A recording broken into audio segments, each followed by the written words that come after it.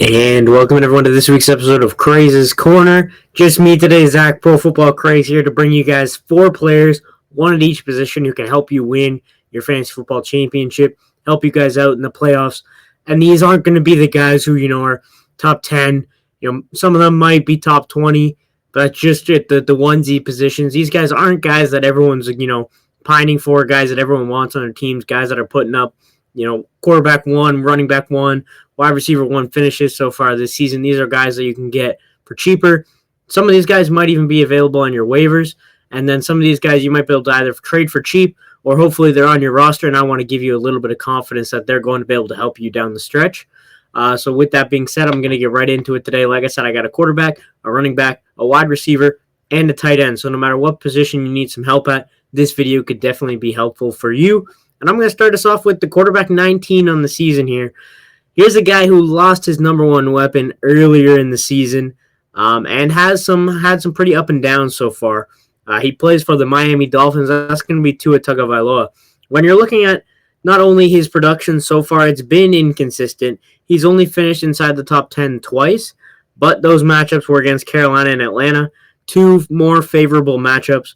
He does still have Devon Achane out of the backfield, which is great. He's able to check the ball down, and Achane can make guys miss, can break big plays. Jalen Waddle's been good.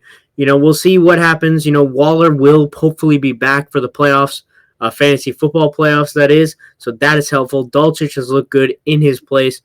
Malik Washington does have that big play ability, and Westbrook Ikine, also a good player.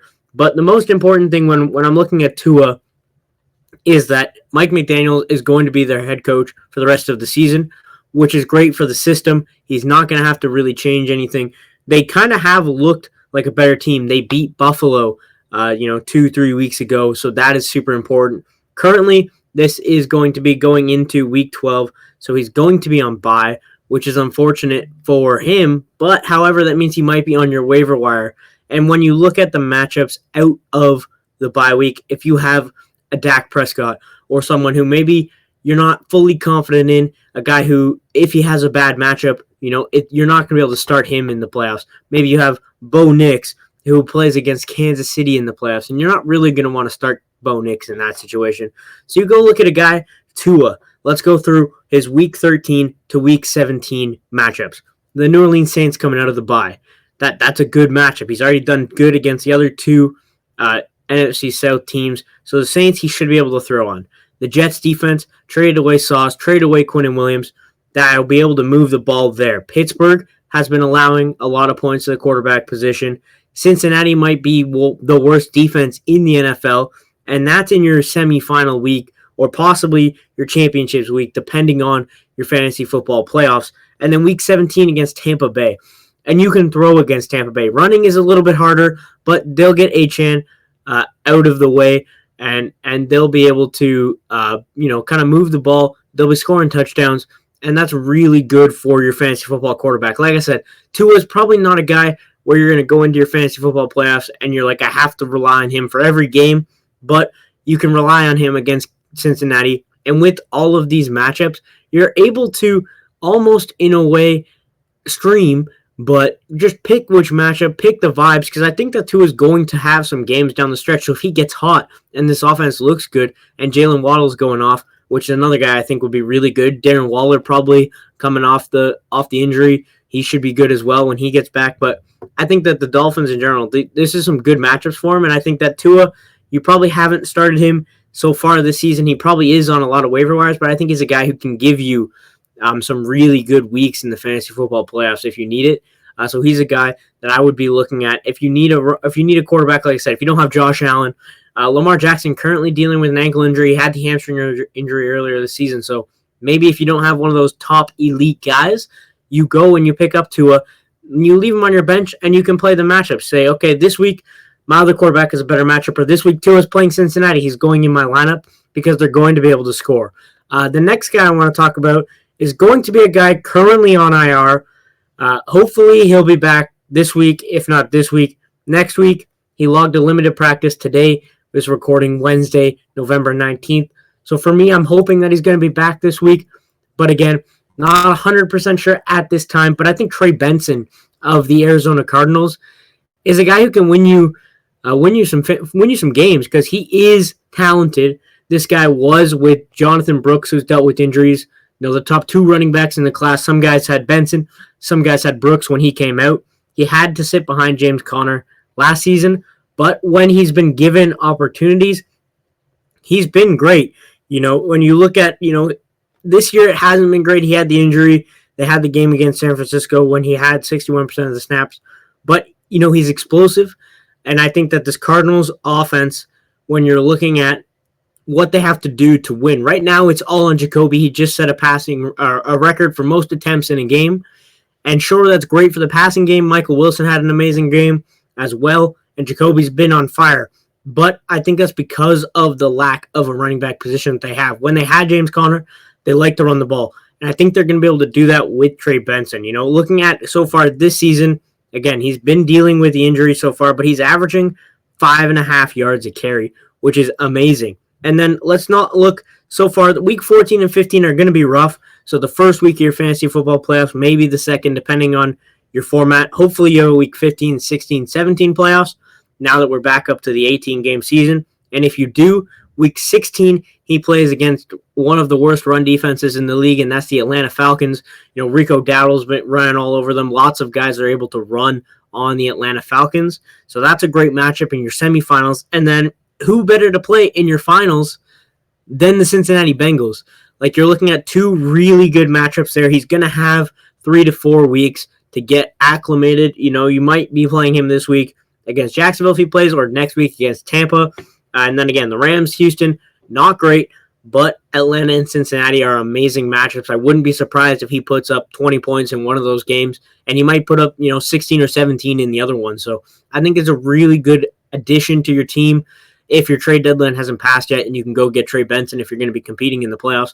I really love him, and I love his matchups, and I think that he is more talented than any other back that they currently have. And I think that they're going to get him involved. It's just going to be the way the offense, Jacoby has been great, but he's not a guy you want to be throwing the ball 57 times a game. You want to have a run game, so you don't have to. Take some pressure off. And I think that that's going to be, their plan once he comes back, especially in those games where there's teams you can run all over them. With the Falcons, it's easier to run on them than it is to pass with Terrell that they have back there and some good young pieces in their secondary. So don't be surprised if Trey Benson's on a lot of league championship winning teams, because I think that's just kind of the player he is. The next guy, we're going to move on to the wide receiver position. And this guy, again, might be on your waiver wires. He's coming off an injury, had a hamstring injury, missed a game. But we're looking at a guy who plays Washington in week 15. Minnesota in week 16 is not a great matchup, but then he plays Las Vegas in week 17. So two really good matchups in your playoffs.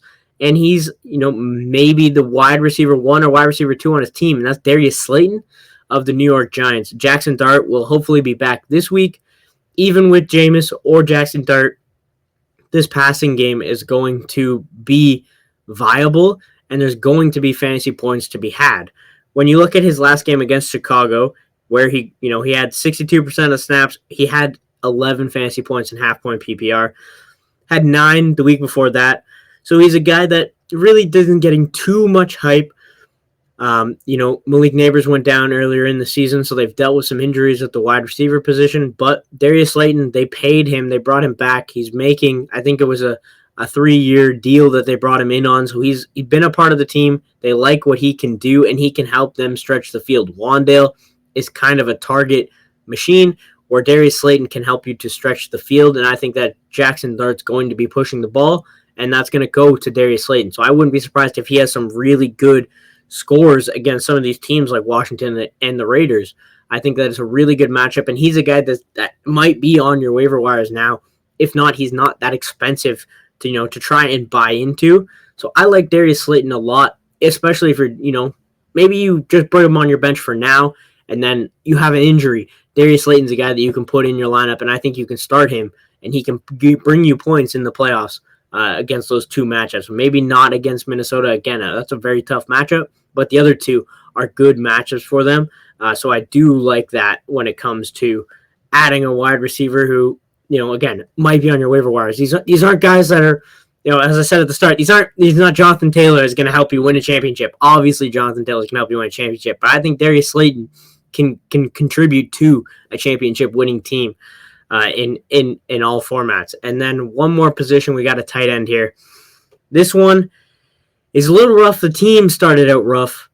They started out 1-5. They're on a winning streak. And he just had a 32-yard run last week, week 11, and that is Mark Andrews. The entire Baltimore Ravens really have good matchups. Obviously, for the quarterback position, I could have picked Lamar Jackson, but I feel like he's a guy you're starting every week anyway, so it's not really going to make any impact. Zay Flowers has been fairly inconsistent with what we've seen so far in Baltimore, and Isaiah Likely is yet to really get it going.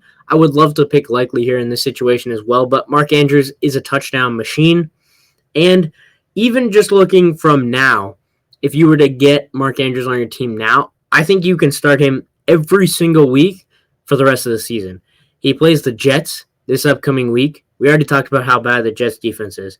He plays the Cincinnati in week 13. Amazing matchup. Pittsburgh, terrible against tight ends. Cincinnati, again. New England is one of the worst defenses at guarding and stopping the tight end position.